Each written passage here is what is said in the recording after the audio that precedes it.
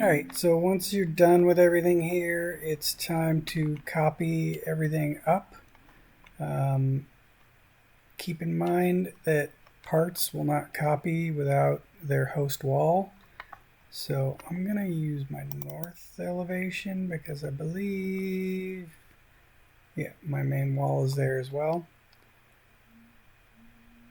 And I am going to do a right to left so that I get anything it touches.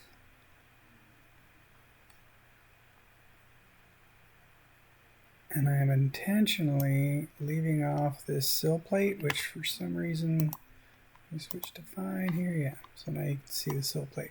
I'm intentionally leaving that off because we already have a double top plate up here. So I'm going to reselect. I'm going to zoom in.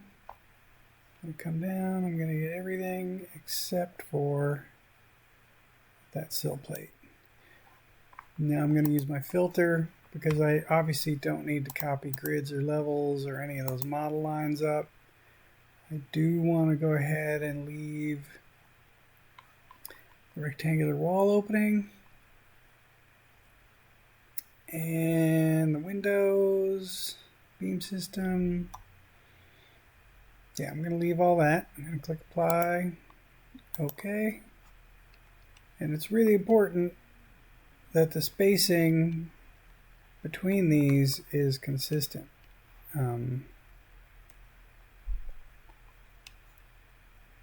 So hopefully when I copy this up, the top of this floor will actually be here. So I'm going to say copy. I'm going to unconstrain it. And I'm going to pick from this front point here. And I'm going to go straight up to what they call endpoint and vertical.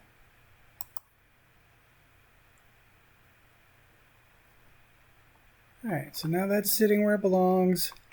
It looks like I might have some conflict created here. Let me see.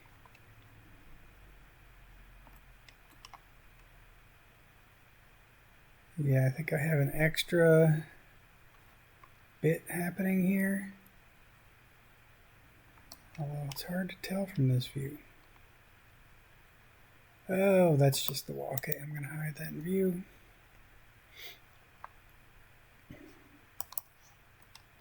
So now I'm just looking at parts, hopefully.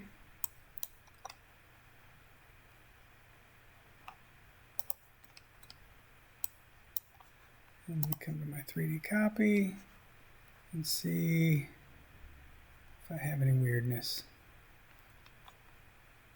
I seem to have a little bit going on in here. I'm going to hide this in view right now. That's there because for some reason my void extrusion was not cooperating with me, so I just did it as a solid and used that for cut, which means now I have to hide it every time.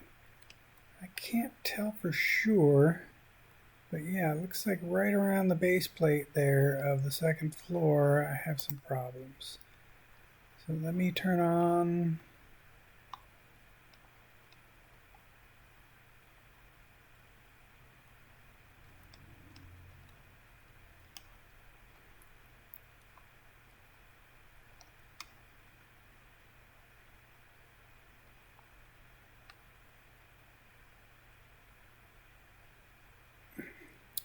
I see. Mostly it's this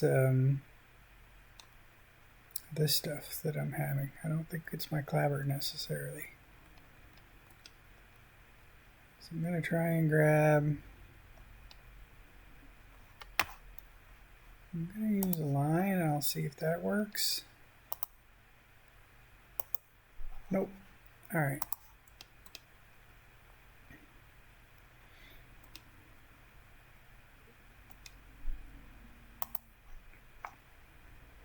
And these are all pinned 1x2s.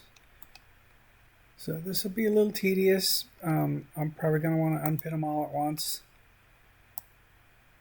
rather than doing this 1x1 stuff. But that cleaned up the one.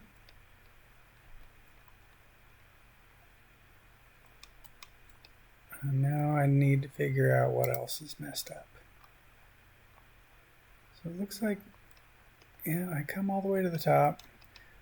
So I think really my main problem we're going to spend time cleaning up is the furring strips at the connection where they overlap.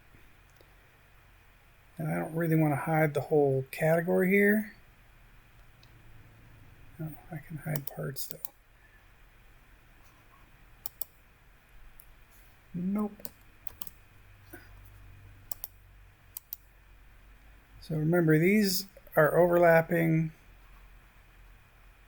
with a part we created, so we don't really need to see that. Same here, this is just an air gap, so we can hide that.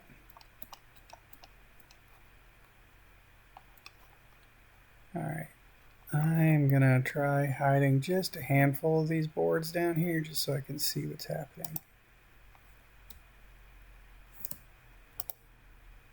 Sorry, I've been working in Rhino, so my multiple select is backwards. Uh-oh, my whole beam system just moved up.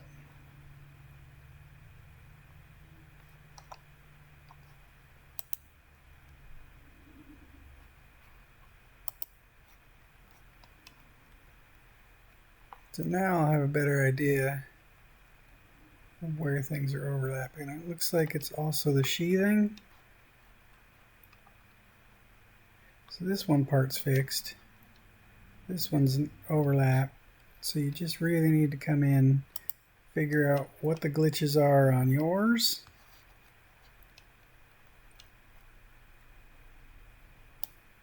And then use your own workflow to fix them. So now my sheathing is lined up. Now it's a bunch of furring strips to clean up. And then I have to figure out what the heck happened with this beam system.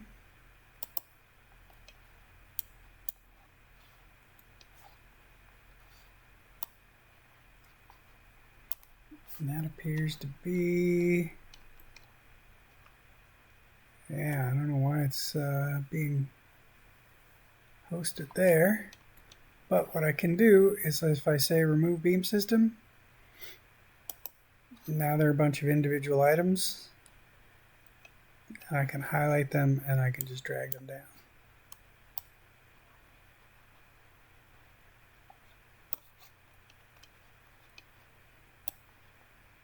So I'm going to grab all these, I'll come into my north view, I'm going to say move,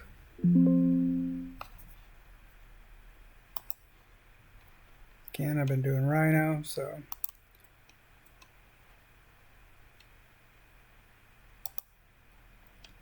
alright, now those should be cleaned up. This one's a little weird. Go to wireframe.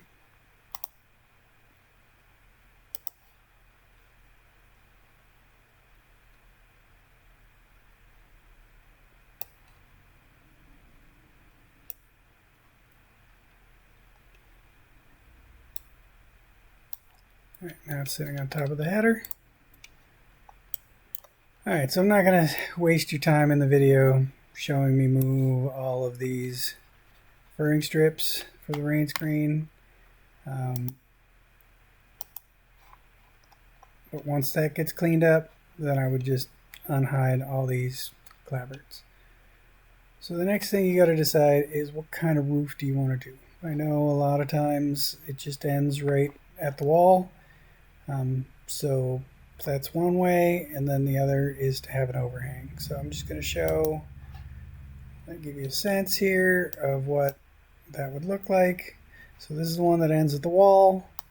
Again, you got your system ending here, you've got some lumber, you still have a fascia board that covers the top of your wall, and then even if you don't have gutters, you'll have some sort of flashing that comes down and past your wall and gets the moisture away. Let me see if I can find the other one. Ah, great, the other one's not visible. So this is kind of a 2D version of it, and for some reason when I zoom in you can't really see it that well. The one I'm going to show, because I can't really do both, is with an overhang. And here you see the sheathing comes past, this comes past, you got a fascia, you've got extra bits and bobs supporting it. Any insulation runs all the way up. Your insulation stops inside here, but your rafters actually come out past. So make a decision which one you want to do before you start dealing with your roof. I'm going to come back in here. I'm going to go to my north, and right now my roof level is way up here. I'm going to go ahead and move it down before I make a roof. Alright. Elements will be deleted, and now my view disappeared. So I have to add it back in. View.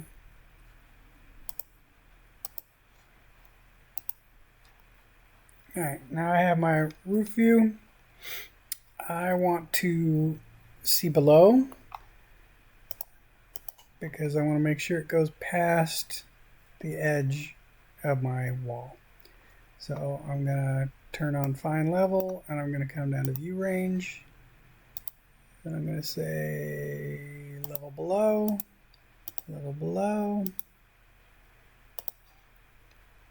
and now I can actually see. I'm going to make a couple tweaks to my roof before I put it in, because I just want it to work for this model rather than be exactly what we did in the marketing thing. So I'm going to come to my unventilated roof, and one thing I want to do is make a copy of the plywood to go above as well, above the insulation. So I'm just going to say duplicate, and then I'm going to move up until it's above the insulation. And then the only other thing I'm going to do, we don't really have 1 foot lumber. So if I use a 2x12, that's only 11¼ inches. So I'm going to make that 11.25 inches. If you want to use 2x10s, those are 9¼ It's up to you. Everything else I'm going to leave the same. I'm going to say OK. Apply, OK. And now my first line, I'm going to say pick line. I'm going to make sure it defines the slope. I'm going to give myself 18 inches of offset so I have some sense of overhang. And I'm just going to come in to the closest part, or the furthest edge I should say, and click there. I'm going to change the slope right now to 5/12.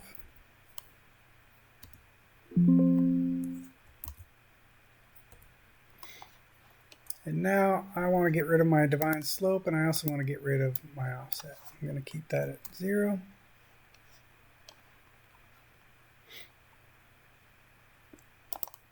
Pick the edge of the wall, edge of the wall, back of the wall. Don't know why it's not auto trimming. A lot of times with roof it will. Alright, it did at the back. So now I've got my edited version of this. I've got 18 inches of overhang with the slope going one direction.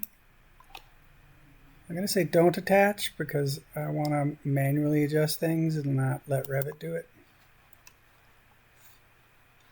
So now I'm going to come here, and you can see even though we set it at roof and we move things, it's still not down here.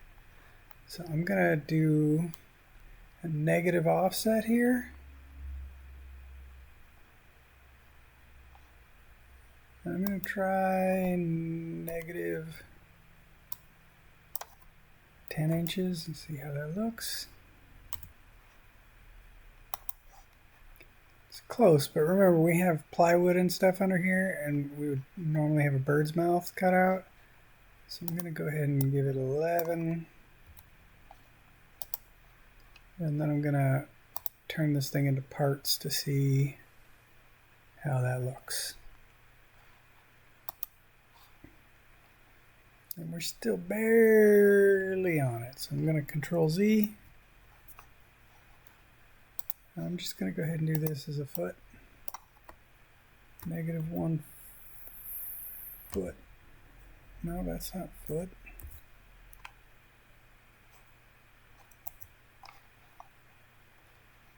All right, now when I turn this into parts, which I'll do from my 3D mode,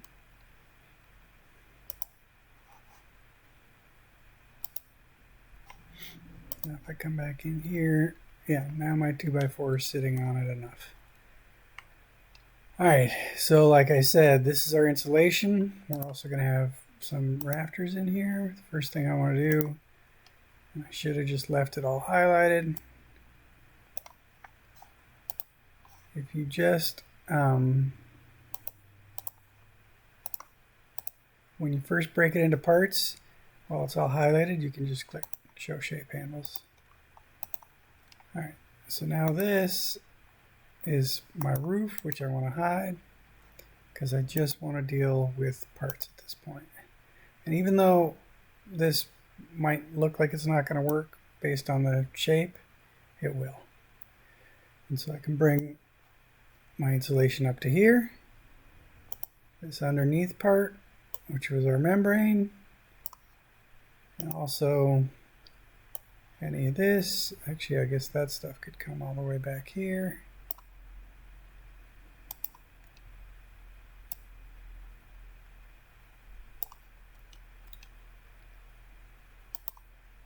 That's up to you if you want to bring this all the way back.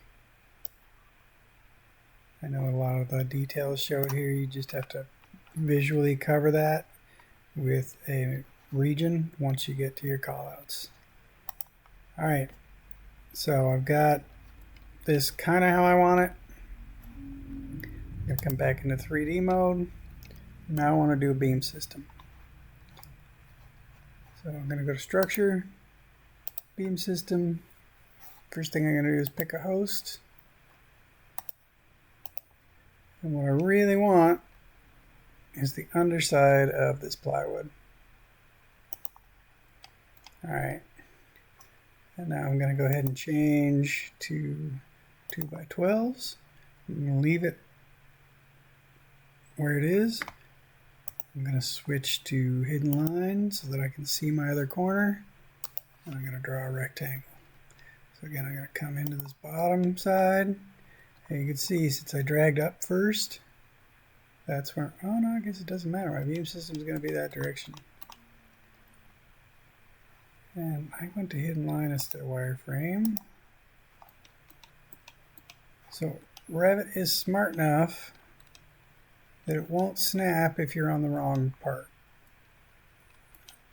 So you won't see this magenta rectangle unless you're in the correct area. If I come up here, Revit says, nope, wrong place.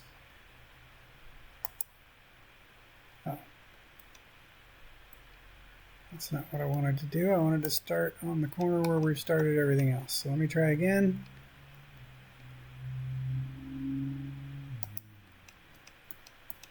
But same thing. Revit will not snap until I am up in the right place. All right, so I've got my correct beam direction. I've got my correct surface. I've switched to the dimensional lumber I want. I'm going to click OK. Let's take a look again at our south elevation. And so now this 2x12 comes to here. If I first I want to check from my roof view, am I actually over my other framing? And it would appear I'm not really seeing very well my other stuff. So let me come to wireframe. It looks like I'm just a hair off. So I'm going to say move. I gotta quit thinking I'm in Rhino. I'm gonna say move. I'm gonna pick this midpoint, and I'm gonna come to this midpoint. Now everything is perfectly lined up. And if I want to start tweaking it, instead of having to deal with unpinning individual things while it's in this beam system mode, I can say remove beam system, and instead of being a system with everything pinned like a curtain wall, they become individual 2x12s. So I'm going to do that. Last thing I'm going to do is I'm going to drag one, because we wouldn't normally have this shape, right? We would have a vertical cut. I'm going to drag this out. I'm going to use a line tool, and I'm going to get all the rest of them out. And it's kind of tedious because there's 21 of these, but this is the better than dealing with unpinning them and dragging them one by one. Hang on, wrong thing. Right, so I want to come here, from here.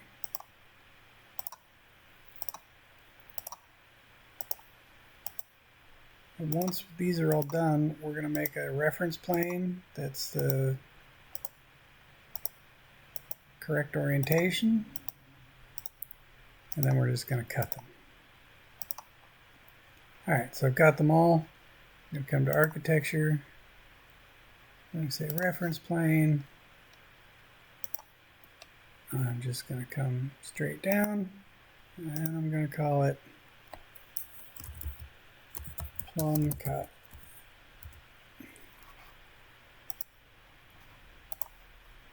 Now if I come into modify, I can say cut geometry and click here and click the reference plane.